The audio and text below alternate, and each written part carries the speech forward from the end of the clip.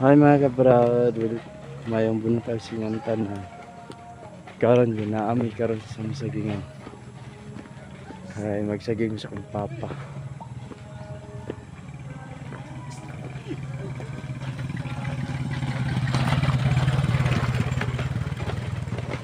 Magsaging may dali mga kabrad karong araw. Ay magsaging jud mi kay daga naman kayo og saging, daga na mga gulang. Ang uban na hinog naman. Ay, magsaging may kuig sa kong papa no. Ano jud. Siyempre mo ginigyapon no, long nakaraan. Itong pag video na ako. Diba? Nakita niyo ako mga baka. Si Brando. Ha? Be.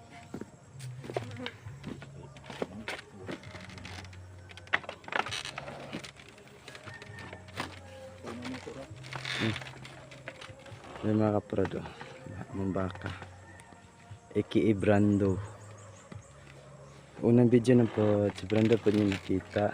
Si Giray. Ito kong papa. Kini mga kaproud. Sagingan Japan sa kong papa. Ang manajid sagingan. No?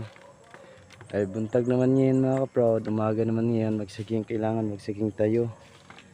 No? Kasi siyempre kung hindi mo siya puputulin yung mga gulang na nasaging, mahinog yun sa puno. No? Nandun yung tatay ko. Pumuputo siya ng saging. No?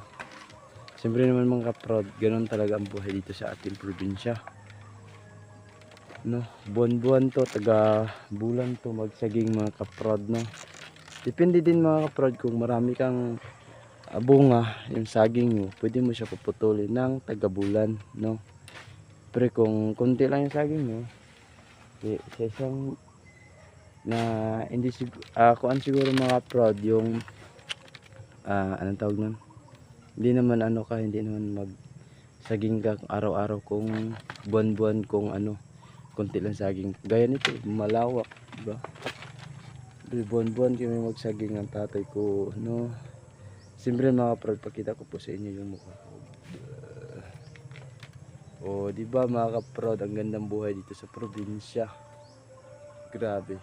Ito si Brando, yung alaga kong baka, alaga ng baka ng tatay ko.